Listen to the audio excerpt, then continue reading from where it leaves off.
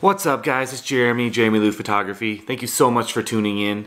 Have you just gotten stuck on a Facebook forum about pricing and you just can't get out of it? Here's what I learned today.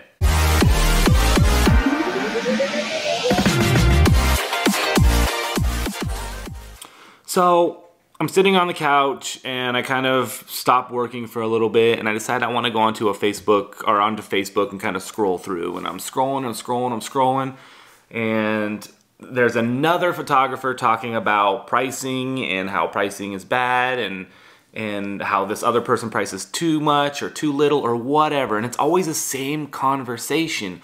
And of course it has like 500 comments on it, so I start going through the comments and people are on both sides of everything.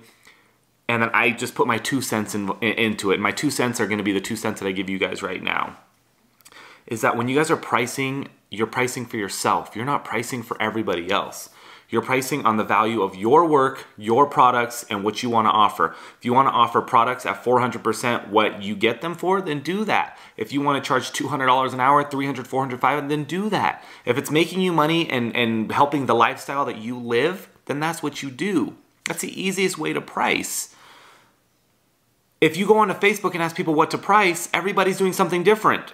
The person that's pricing maybe $50 an hour might be a single college kid with nobody else to support but themselves, no kids, no anything, and they make enough money that they can live like a king off that $50 an hour and book enough stuff. Whereas if you come to talk to me where I need to charge $300 an hour because I have 3.5 kids, 3 kids, half kid on the way, 3.5 kids, I have a house, a mortgage, a business, another business, and I need to be able to provide for that.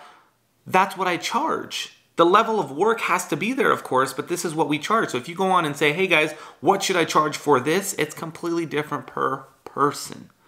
I hope that makes sense. And I get stuck on it too. So as soon as I posted my thing, all of a sudden, I get a lot of these people coming back and like, that's way too much, or that's way too little. I'm an old school photographer. It's $1,000 an hour.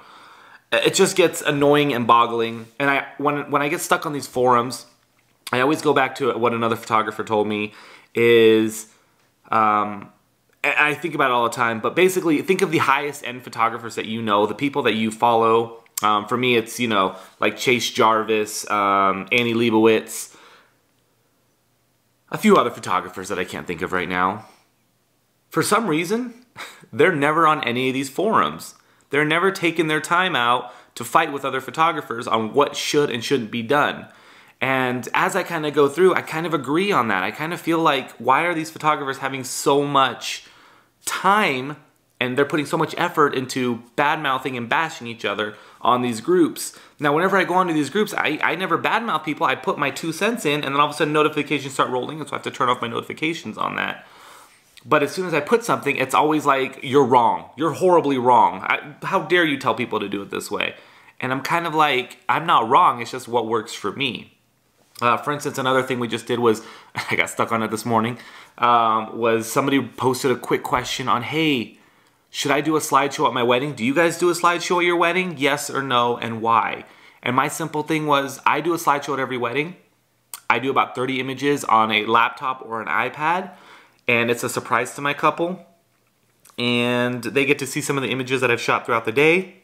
It validates me as a photographer a little bit, but also just brings a little bit of excitement to my day. And a comment right below was like, nope, I don't want to half-ass or do a botched job on a slideshow and the images look like crap. If you're going to do it for a little bit of money, then that's not a real photographer.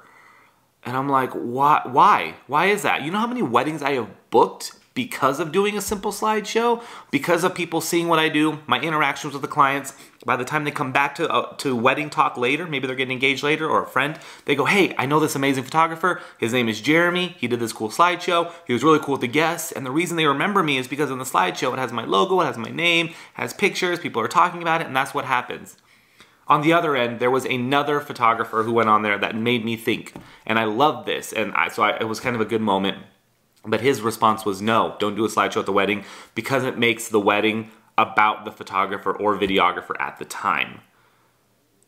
Holy crap. we're not there for us. We're not shooting a wedding for us. We're shooting a wedding for our bride and groom.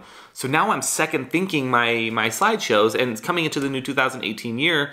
Yeah, can I just leave my laptop and my iPad at home? Can I just shoot a wedding without having to put a slideshow out? Will I be able to book weddings in the future because of this? Will I get enough referrals because of this? So this is real-time thinking on my end, and I appreciate that comment, because that comment that was made is a legitimate eye-opening comment, whereas everybody's like, no, yes, no, it's stupid, no.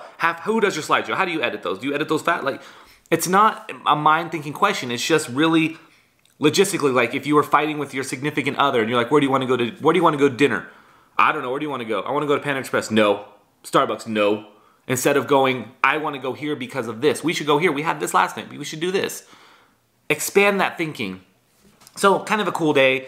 This video started off on basically, we're gonna call this Facebook forums getting stuck and getting out. My biggest recommendation to you guys is read the comments through the forum. Don't comment on it unless you're ready to back anything up.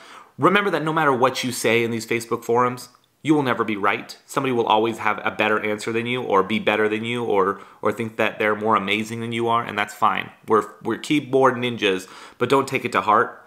I see these all the time. I make videos about these all the time, and so I'm continuing to do that. But I'll comment, and then I'll turn off my notifications, because there are keyboard ninjas out there who don't know. And then if somebody is coming after you, simply block them. Although we want to have a really, really amazing photography community, we don't need the negative people in our world.